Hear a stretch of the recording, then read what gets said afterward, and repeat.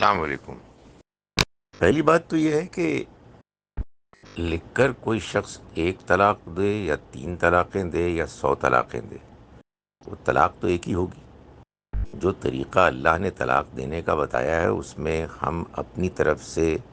کوئی کمی، کوئی اضافہ کیسے کر سکتے ہیں؟ تو عام طور پر لوگ چونکہ اس سے ناواقف ہیں کہ اللہ تعالیٰ نے تو ایک ہی طلاق دینے کو کہا ہے، تو وہ جو چیز مشہور ہے، چل رہی ہے، اسی کی بنیاد پر وہ لکھ دیتے ہیں۔ بھلا جس شخص نے یہ لکھا اسے کیا بات معلوم تھی کہ یہ طلاق دینے کا طریقہ ٹھیک ہے ہی نہیں،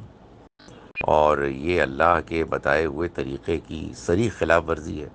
ظاہر ہے کوئی مسلمان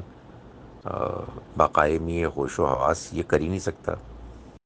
تو وہ ایک ہی طلاق ہوئی تھی، اس کے بعد اگر عدت گزر گئی تو اب اللہ ہی کے قانون کے مطابق وہ عورت آزاد ہے، کسی سے بھی نکاح کر سکتی ہے، اس پہلے شوہر سے بھی کر سکتی ہے، کسی اور سے بھی کر سکتی ہے۔ حلالہ تو ہمارے دین میں کوئی چیز نہیں ہے۔ حلالہ تو اصل میں ایک سازش ہے جو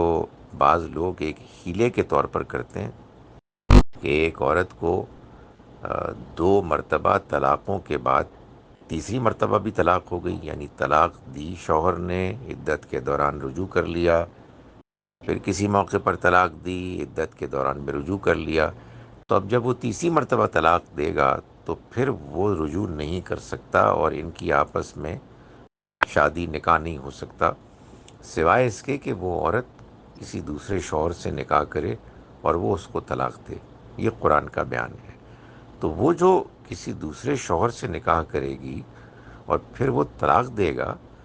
وہ کسی منصوبے کے تحت پہلے سے سازش نہیں کرے گا، بلکہ نکاح جیسے کہ نکاح کیا جاتا ہے ویسے ہی نکاح ہوگا، اور اس نکاح کے نتیجے میں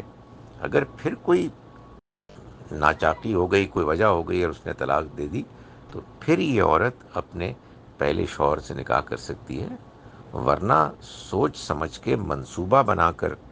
کسی دوسرے مرد سے نکاح کرنا کہ اس سے کچھ وقت گزار کے طلاق لے لیں اور پہلے شوہر کے لیے جائز ہو جائیں، یہ قطعاً ناجائز ایک بیہودہ بے حیائی کا کام ہے۔ اللہ کے دین کے ساتھ اس کو منسوب کرنا یہ ایک پرلے درجے کی گمراہی ہے۔